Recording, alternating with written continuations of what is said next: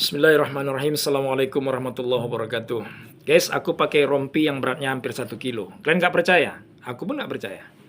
Tapi memang berat nih guys. Iya, berat. Aku nggak suka sebenarnya makainya. Tapi biasalah, kata orang Tanjung Balai, biar mati asal gaya katanya. Tapi aku kan mau mati guys ya. Ya namanya kita mau tampil di depan kamera guys. Ya kan? Kan keren kan guys. Nah, kalau kalian mau beli pesan ya, aku punya ada. Jualan nih. Jualan lah, masa nggak jualan? Kau kayak mana? Ya kan? Nah, nih lagi. Ini kalian tahu nih guys, ini bacaannya. Hah?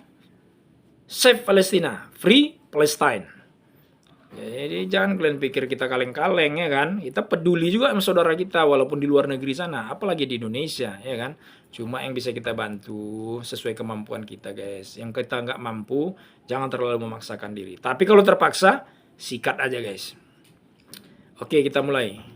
Gini guys, beberapa waktu yang lalu aku hadir bersama begitu banyak orang dalam sebuah ruangan di aula besar, tapi banyak emak-emak, ibu-ibu, yang cowoknya itu dikit guys. Tapi nggak apa-apa lah ya kan. Emak-emak kan manusia juga, punya pikiran juga. Ya cuma ya begitulah guys ya, kualitasnya apa boleh buat lah. Emang itulah kita kan. Jadi ngapain nih? Gini, salah satu narasumber tuh bilang begini. Di antara yang dia bilang, ada satu yang aku ingat, aku angkat di sini ya. Salah satu sumber timbulnya kerawanan, konflik, masalah, gangguan keamanan, ketertiban adalah dari adanya gerakan massa, adanya orang berkumpul, adanya kegiatan-kegiatan yang dihadiri oleh relatif lah banyak orang, ya kan? Nah, sedikit pun kalau sering terjadi kan jadi banyak juga.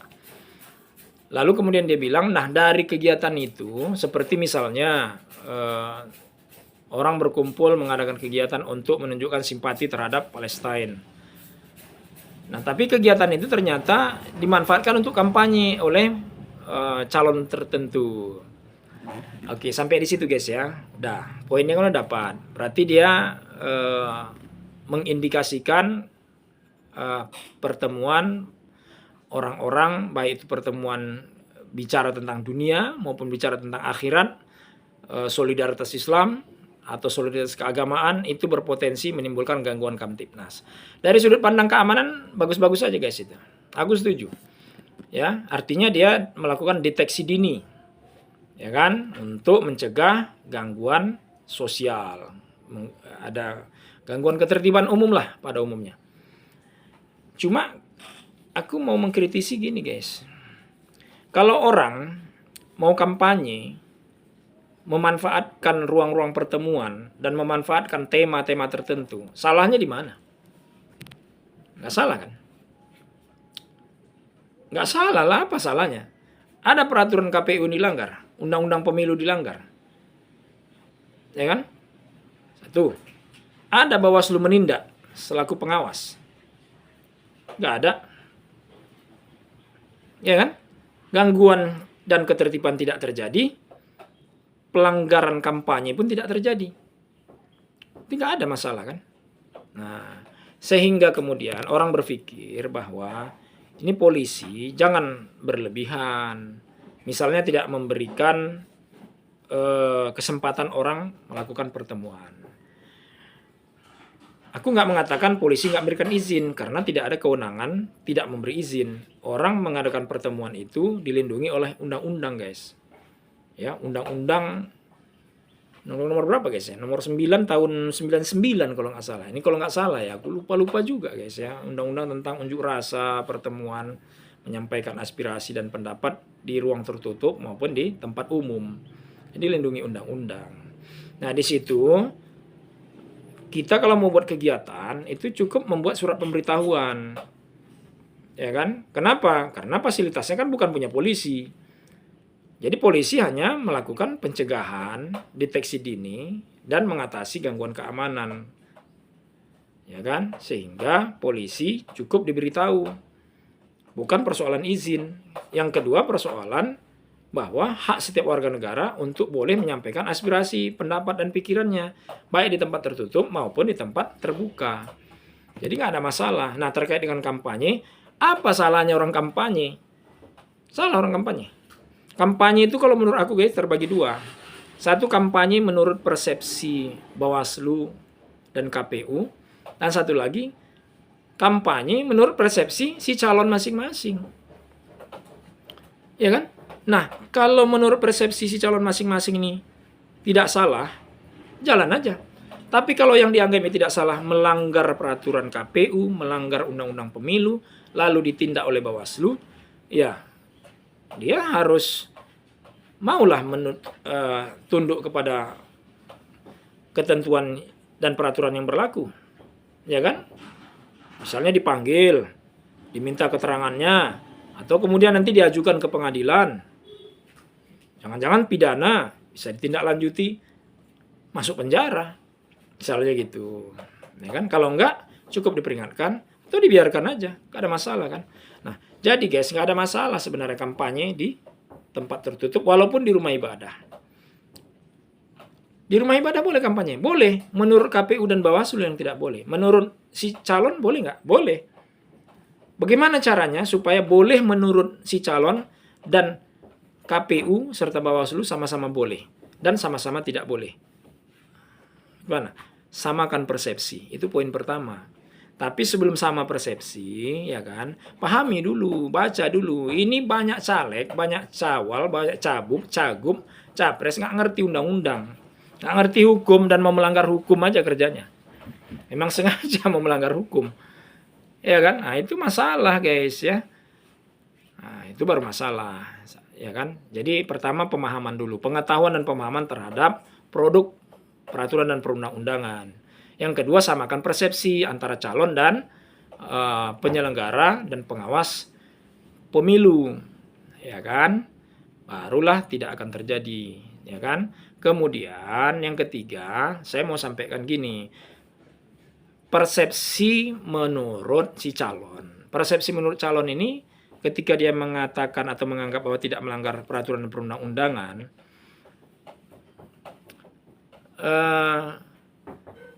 yang perlu bagi kita untuk memahami si calon itu apa sebenarnya. Sehingga kemudian si calon itu bisa menyesuaikan diri. Sehingga kemudian tidak melanggar adab estetika publik dan juga tidak melanggar peraturan perundang-undangan. Kita cerita di tempat yang dikatakan nggak boleh lah, misalnya di kantor pemerintah, ya kan, fasilitas sosial pemerintah, rumah sakit, lembaga pendidikan nggak boleh guys, masjid nggak boleh, gereja nggak boleh, vihara nggak boleh kampanye. Tapi menurut si caleg dia boleh, ya menurut dia boleh-boleh aja lah, orang dia memang mau melakukan itu kan. Nah jadi kita sebagai orang yang bakal memilih, yang perlu kita lakukan itu satu. Nggak boleh orang kafir itu kampanye di rumah ibadah. Itu yang penting dulu guys. Apalagi ateis. Ya kan? Apalagi melakukan pelantikan majelis zikir misalnya. Tapi di masjid. Nggak boleh guys. Atau di lapangan terbuka. Pelantikan majelis zikir. Tapi yang melantiknya kafir. Itu nggak boleh lah guys. Apa pula urusan ini pun PAO semua ini memang. Kalau ada orang, dia muslim, tapi yang melantik dia kafir. Ini kurasa bukan sekedar PAO guys ya. Ini betul-betul merusak agama ini. Ini mesti ditindak nih sebenarnya. Ya, ini majelis ulama mesti bersikap. Ini menurut saya pelecehan, penghinaan terhadap umat Islam. Kalaupun saya nggak mengatakan terhadap agama langsung, tapi terhadap umat Islam, marwah kita. Masa melantik pengurus majelis zikir seorang Kristen atas nama organisasi, atas nama partai, atas nama apapun tak boleh. Ya, satu, nggak boleh. Ya, yang kedua, nggak boleh munafikun. Kita udah tahu dia orang munafik, nggak boleh kampanye di masjid, di rumah ibadah. Tiga, nggak boleh ahli maksiat di situ kampanye. Ya. Keempat, ahli kejahatan kriminal, pembohong, penipu, perampok, Pokoknya segala macam udah dilakukan. Kampanye juga diberi kesempatan di masjid, nggak boleh.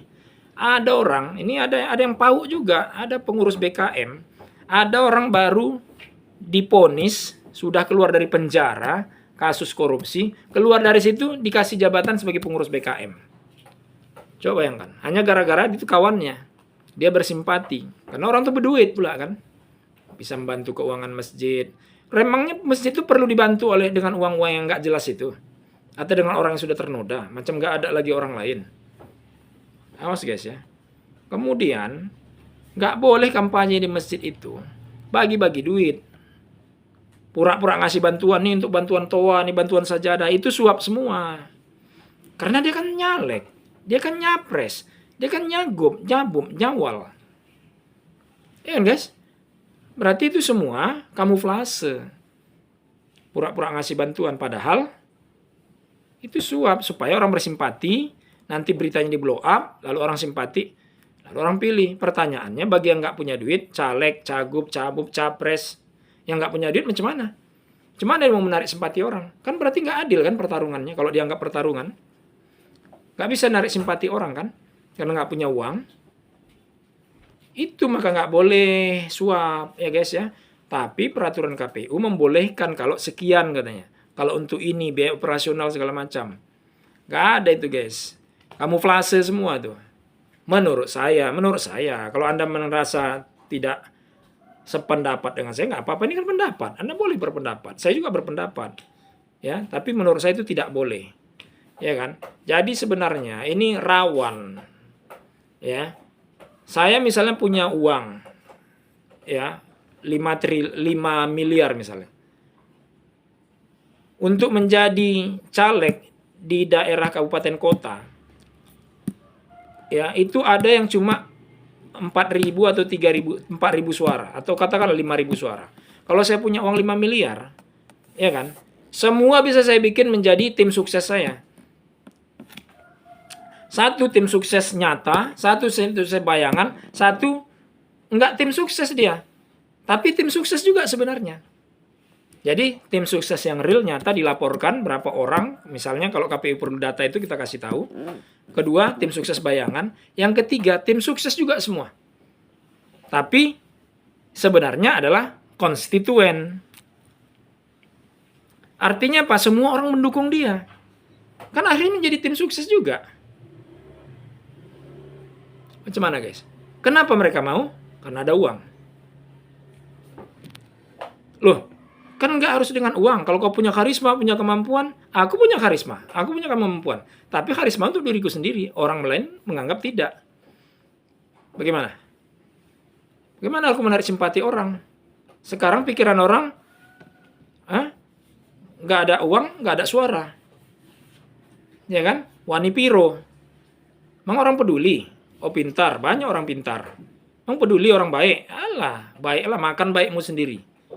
Nanti kalau kau sudah jadi, kau juga nggak buat apa-apa untuk kami. Itu pikiran orang sekarang guys. Nah jadi, guys ya, boleh kampanye di masjid, di rumah ibadah. Kecuali yang tadi ya, termasuk nyogok juga jangan. Yang berikutnya, jangan bikin ribut di rumah ibadah ya kan, karena nggak pandai mengatur kampanye, kemudian